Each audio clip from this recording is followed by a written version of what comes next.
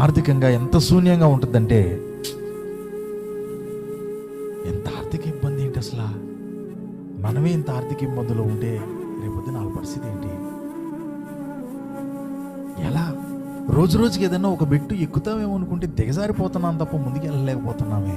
ఆర్థికంగా ఏదన్నా అయ్యే అవకాశం ఉందా? ఎక్కడా కనపడట్లా, కనుచూపు మేరలో కనపడట్లా. ఆర్థిక ఇబ్బందుల్లో నీకు శూన్యంగా ఉండే బిడ్డలు కొంతమంది ఉన్నారు. పని చేస్తారు, ఏదో పాటు పడతారు, కానీ చిల్లు చంచులో పోసిన సంపాదనలాగా అయిపోతాయి. పిల్లలకి అంత ముద్ద పెట్టుకోలేక, నెలకొచ్చి అంత అద్దె కట్టుకోలేక, చిన్నపాటి అవసరతలు కూడా తీర్చుకోలేక అల్లాడిపోతూ ఉంటారు. అలాంటి వాళ్ళు వాళ్ళని వీళ్ళని చూస్తుని అనుకుంటారు, వాళ్ళలాగా నా జీవితం లేదేంటి, వీళ్ళలాగా నా జీవితం లేదేంటి, ఎప్పుడు చూసినా నా పరిస్థితికి తిప్పలు తప్పవా అని చెప్పి ఆవేదన పాలు చెందుతూ ఉంటారు. ఎటు చూసినా ఆర్థిక పరమైనటువంటి విధానంలో ఎంత కష్టపడినా సరే శూన్యమే, నిరాకారమే. కానీ వారికి కూడా ఒక కమ్మనైన మాట ఏంటో తెలుసా? నా పరిశుద్ధాత్మ దేవుడు వస్తే ఆ పరిస్థితుల్లో కూడా వాళ్ళకు ఒక వెలుగు కలుగుతుందంట. Jesus Revival Ministries. ఆదికాండ గ్రంథం 1వ అధ్యాయం 1-2 వచనాలు చదవమ్మా. ఆదియందు దేవుడు భూమి ఆకాశములను సృజించెను. భూమి నిరాకారముగాను శూన్యముగాను ఉండెను. చీకటి అగాధ జలము పైన కమ్మి ఉండెను. దేవుని ఆత్మ జలముల పైన అల్లాడుచుండెను. దేవుడు వెలుగు కమ్మని పలుకగా వెలుగు కలిగెను. చాలండి, దేవునికి స్తోత్రం చెప్పండి. అక్కడ మ్యాటర్ ఏంటంటే, ఈ సృష్టి ప్రారంభ దినం గురించి మాట్లాడబడుతున్నటువంటి మాట. ఓకే, సృష్టి ప్రారంభానికి ముందు ఎలా ఉందంట? శూన్యముగాను నిరాకారముగాను ఉందంట. చెప్పండి ఒకసారి. ఓకే, ఆ శూన్యముగా ఉన్న నిరాకారముగా ఉన్న ఆ ప్రదేశానికి వచ్చాడంట మన హీరో. ఎవరైనా గట్టిగా, పరిశుద్ధాత్మ దేవుడు. పరిశుద్ధాత్మ దేవుడు అక్కడికి వచ్చాడంట. ఆయన అల్లాడటం ప్రారంభించాడంట. Praise God. అక్కడ ఆయన ఏదో పని చేయటం ప్రారంభించాడంట.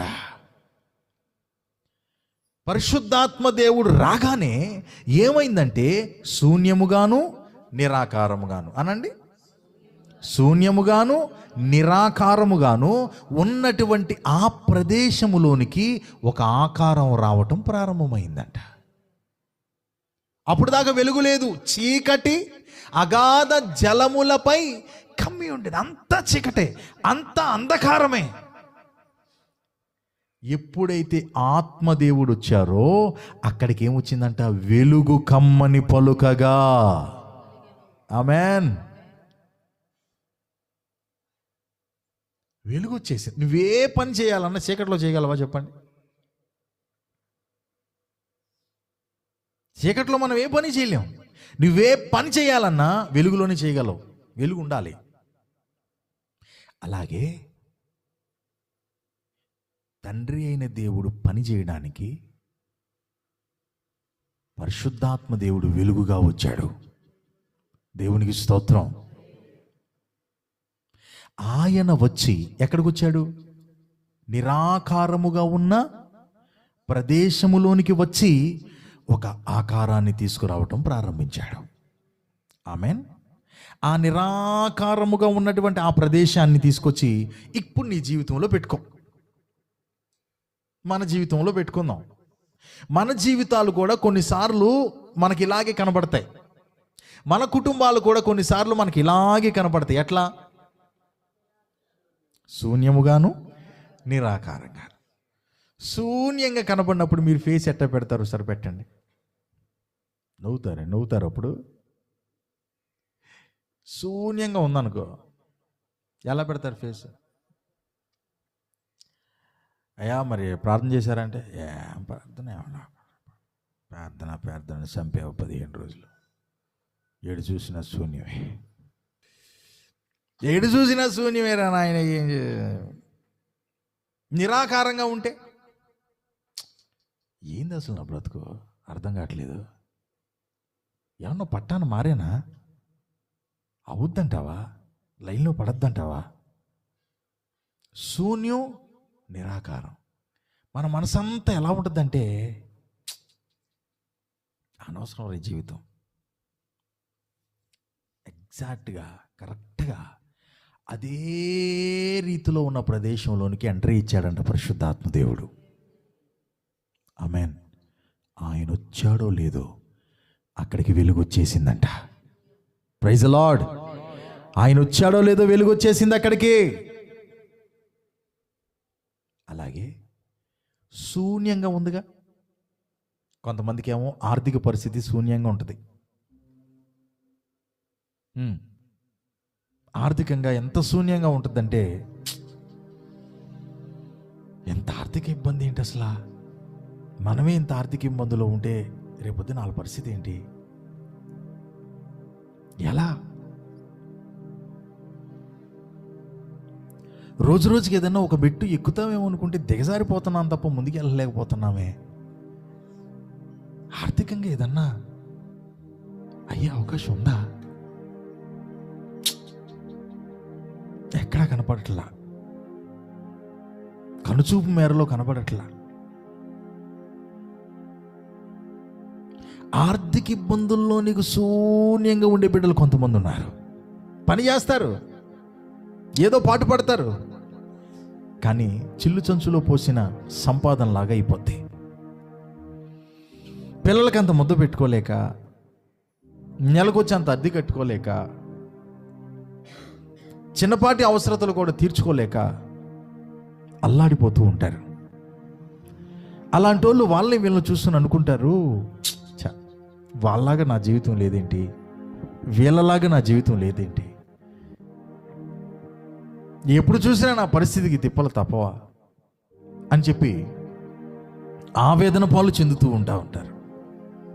ఎటు చూసినా ఆర్థికపరమైనటువంటి విధానంలో ఎంత కష్టపడినా సరే శూన్యమే, నిరాకారమే. కానీ వారికి కూడా ఒక కమ్మనైన మాట ఏంటో తెలుసా? నా పరిశుద్ధాత్మ దేవుడు వస్తే ఆ పరిస్థితుల్లో కూడా వాళ్ళకు ఒక వెలుగు కలుగుతుందంట. హల్లెలూయా. నీ ఆర్థిక పరిస్థితి శూన్యమైపోయిందేమో, నీ కుటుంబాన్ని కూడా పోషించుకోలేని స్థితిలో అల్లాడిపోతున్నావేమో. పరిశుద్ధాత్మ దేవుడు వస్తే అక్కడ కూడా వెలుగు కలుగుద్ది. నిరాకారమైపోయిన ఆ పరిస్థితికి కూడా ఒక ఆకారం వస్తుంది. కొంతమందికి అయితే తినటానికి ఉండటానికి పర్లేదు అయ్య గారు, పాస్టర్ గారు, తినటానికి ఉండటానికి పర్వాలా నాకు, కానీ చెప్పుకోలేని పరిస్థితి నా గుండెను తొలిచి వేస్తుందండి. పైకి నవ్వుతున్నా, పైకి బాగానే తిరుగుతున్నా, పైకి బాగానే సరదాగా ఉన్నట్టుగా కనపడుతున్నా, కానీ నా గుండెల్లో చెప్పుకోలేని బాధను నేను మొయ్యలేక మోస్తున్నానయ్యా. నా పిల్లలను చూసినప్పుడు నాకు అనిపిస్తుంది, శూన్యంగా అనిపిస్తుంది అయ్యా. నా కుటుంబాన్ని అలా నేను చూసుకున్నప్పుడు వారికి ఉండటానికి తినటానికి ఏమి తక్కువ చేయలేదులే, కానీ వారి పరిస్థితులు, వారి పద్ధతులు, మా కుటుంబంలో వ్యవహారాలు నేను చూస్తూ ఉంటే అదో రకంగా అనిపిస్తుంది అయ్యా. శూన్యంగా అనిపిస్తుంది, నిరాకారంగా అనిపిస్తుంది. ఎందుకు నా బ్రతుకు? సంపాదించడానికి సంపాదిస్తున్నా, తీసుకురావటన్నా ఏమి తక్కువ లేకుండా నేను చూస్తున్నాను, కానీ నా కుటుంబం ఇలాంటి దారిద్రతలో ఉందేంటి అని చెప్పి అదో తెలియని చింతలో ఒక నిరాకారమైన రీతిలో నేను కుమిలిపోతున్నాను పాస్టర్ గారు అని చెప్పేవాళ్ళు కొంతమంది. ఏం చెప్పనండి? ఏం చెప్పమంటారు మా ఓడి సంగతి మీకు? ఏం చెప్పమంటారు మా కుమార్తె సంగతి మీకు? చెప్పుకోగలమా బిడ్డల గురించి? చెప్పుకోలేము. ఏ దేవుళ్ళలాగా వచ్చావు కాబట్టి ఏదో నీతో చెప్పుకుంటున్నావు, ప్రార్థన చేసిపోతావని అని చెప్పి అలాగ చెప్పుకుని భల్లుమని కన్నీళ్లు పెట్టుకునే కుటుంబాలు ఎన్నో. వాళ్ళనే మాటిదే, మాకు ఉండటానికి తినటానికి ఏ ఇబ్బంది లేదు, కానీ గుండెల్లో ఎవ్వరికి చెప్పుకోలేని ఒక భయంకరమైన గుణపాలు దిగుతూ నన్ను అనుదినం కూల్చివేస్తున్నాయ్యా. ఏంటో ఏమైపోతారో నా బిడ్డలు, ఏమైపోద్దో నా కుటుంబం అని చెప్పి నాలో ఉన్న భక్తి వాళ్ళలోకి రాలా, నాలో ఉన్న ఆత్మీయత వాళ్ళలోకి రాలా. నేను నా స్టార్టింగ్ స్థితిలో నేను నా చేతుల కష్టజితము చేత నేను ఎంత నిలబడి వారిని ఈరోజు నేను ఎంత పొజిషన్లోకి తీసుకొస్తే వారికి కనీసంలో కనీసం లెక్క లేకుండా బ్రతుకుతున్నారయ్యా. నేను పడిన బాధలు, నేను పడిన తెప్పులు, నేను పడిన ఇబ్బందులు, ఇక్కట్లు నా పిల్లలకి ఏమీ తెలియకుండా నేను పెంచా. ఇవాళ వాళ్ళు పెద్ద అయ్యారు.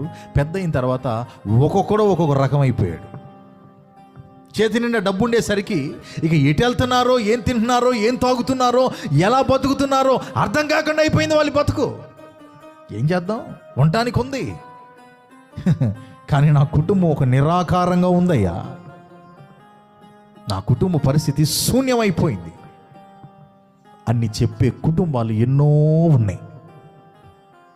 ఇదిగో వాళ్ళతో కూడా నా తండ్రి ఈరోజు చెప్తున్నాడు, నా పరిశుద్ధాత్మ దేవుడు గనక అక్కడికి వస్తే, హల్లెలూయా, నిరాకారంగా శూన్యంగా ఉన్నటువంటి ఆ కుటుంబంలోనికి కూడా ఏమొస్తుంది?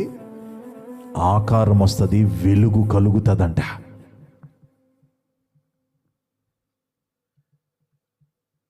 ఇలాగే మాట్లాడుకుంటూ పోతే కొంతమంది ఆత్మీయులను కూడా నేను చూశా. ఈ ఆత్మీయుల పరిస్థితి కూడా ఎలా ఉందంటే, ఒకప్పుడు బాగానే ప్రార్థన చేశానయ్యా, ఒకప్పుడు బాగానే వాక్యం చదివానయ్యా, ఒకప్పుడు బాగానే ప్రభుని వెంబడించానయ్యా, ఒకప్పుడు బాగానే చర్చికి వెళ్ళానయ్యా, ఒకప్పుడు బాగానే దేవుని సేవకులు చెప్పే మాటలు వింటూ నా జీవితాన్ని ప్రవర్తన సరి చేసుకుంటూ సాగిపోయానయ్యా. ఏమైందో ఏమో, దేవుడు నా ప్రార్థన ఆలకించాడు, నాకు ఒక మంచి స్థితి ఇచ్చాడు.